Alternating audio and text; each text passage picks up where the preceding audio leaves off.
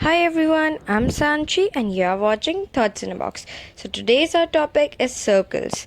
So hit the like button and the subscribe button and turn the bell icon on. So what is a circle? Many of you would say a circle is a closed curve. But I would say that a circle is a closed curve with length from its center to any point on the boundary equal. Now, why is that condition required? Because if I consider a closed curve, I could even draw an oval. So that's not a circle, right? That's why we need to mention the second condition, that any point taken from the center to the boundary is equal. So this is the center of the circle.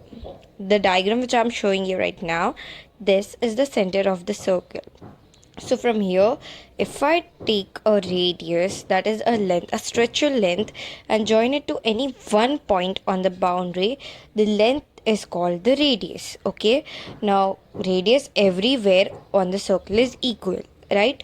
Now look here, when I multiply the radius into 2, or I just create a radius just beside that radius, I get a diameter. Diameter is twice the radius, and diameter is also a chord. What is a chord and all of that I'll tell you in the ahead part of the video. But here what is to be noted is that radius times 2. That is, if I double the radius, then the given outcome is a diameter which is passing through the center of the circle, plus it is connecting 2 points on a circle. Okay, so here's a really important relation which can help you solve several questions or maybe assist you. So diameter is equal to 2 times radius, or radius is diameter divided by 2. Any which ways. So here is a differentiation between radius and diameter. So radius consists of a center and consists of center joining any one point on the boundary of circle, whereas diameter consists always passes through the circle and it connects 2 points on a circle. D is 2r, right, and 2r is equal to d. Okay, so here are some simple questions for you, where in first case diameter is given as 28 and r is supposed to be found. In the second case, r is given as 7 and you are supposed to find the diameter. They're really simple. I have written some bit of formula there. If you could see, these are homework. You can comment down the answers below. So a circle can have infinite radius. See, I'm drawing a dotted line showing you another diameter. Okay, so I repeat, a circle can have infinite number of diameters. Okay, so I'm tracing them with a dotted line to show you that any chord or any line basically passing through the center and joining any 2 points on a circle is a diameter. But the main condition is that it should be passing through the center, and automatically when it is passing through the center, it would touch the 2 points on the circle. Now let us understand some terms related to a circle. So the first term is a chord. Chord is a line segment joining 2 points on a circle. Diameter is the longest chord. So make a point of it. Diameter is the longest chord. So here if you see the chord that I just ticked now, is joining this point to this point. Therefore, this is a chord. Basic criteria is just chord is a line segment joining 2 points. So it can be any 2 points on a circle. Right, here I have shown you several examples where I am highlighting the points using my pencil tip. Okay, so a chord can even pass through the center, and the chord which passes through the center is also the largest one and also the diameter. Okay, so it can connect any 2 points but on the circle, and it's in the circle, not outside the circle. It's a line segment. It's not a line, so no need of arrowheads. Now, arc. Arc is a part of circumference. What is circumference? Circumference is the perimeter of a circle. Okay? Circumference is the perimeter of a circle. Now, arc is just a part taken out of the circumference of the circle. So, here I am marking 3 to 4 points. The first point is A, B, C. So, this entire thing becomes an arc A, B, C. Okay, now again the upper part has arc, is a arc that is part of circumference. Similarly, I have marked one more point at the bottom. I don't think it's visible. It's visible. Okay, AEC. So AEC is the full major arc. So AEC is the other part of the circumference. So an arc is represented using 3 points, of course, with a curved sign on top. Okay, just like a ray is represented with an arrowhead in one direction. Similarly, we represent this ABC. We name an arc, we name it using those 3 points, plus we add this curve shape. Now, major arc and minor arc. Minor arc is the smaller arc, and major arc is the bigger arc. So AEC is the major arc, and ABC is the minor arc. Just take a look, right? Now you might not be able to see, but you'll see, and just have a look on the circle. So tangent is a line which touches the circle only at a single point. Mark my words. So here now the figure is clear. You can see the major and minor arcs.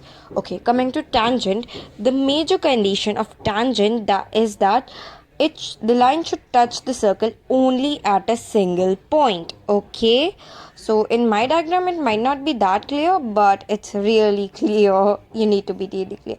So is the sector. Sector is the area enclosed between two radii. So here is two radii. I have marked them with R and R. So the area enclosed is the sector. Now sector is also two: major sector, minor sector. So the sector which is covering more area is major sector. Sector covering smaller area is of course minor sector. So that's quite logical.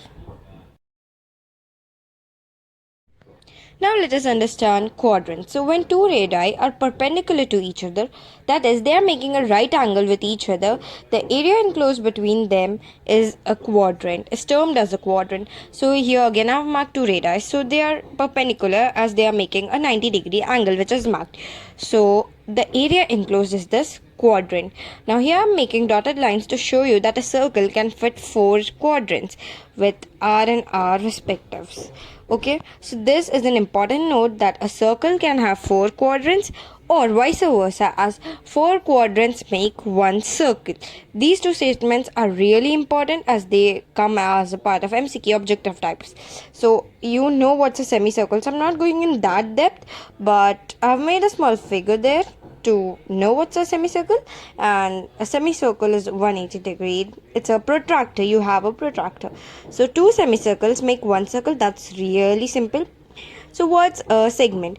When a chord divides a circle in two parts, maybe not equal two parts, but in two parts, then it's a segment. So here's a chord AB which is dividing this circle into two parts, and I did not specify that two parts have to be equal. They can be equal or they cannot be.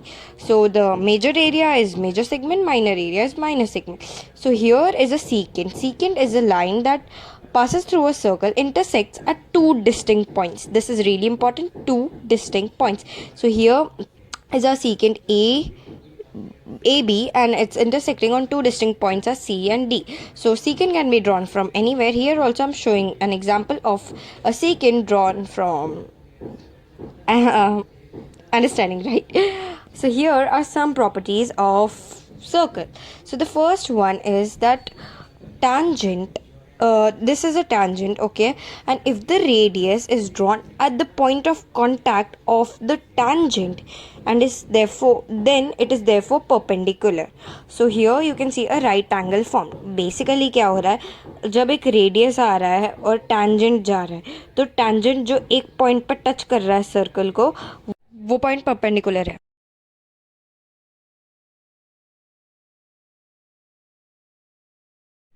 तो शायद आपको कुछ चीज़ तो read करके समझ आई होगी. So here what happens कि अगर आपने एक ही सेंटर पॉइंट से दो टैंजेंट सस्पेंड किए तो वो दोनों टैंजेंट इक्वल होगी. ठीक है. So these are some practice questions for you, so just practice them.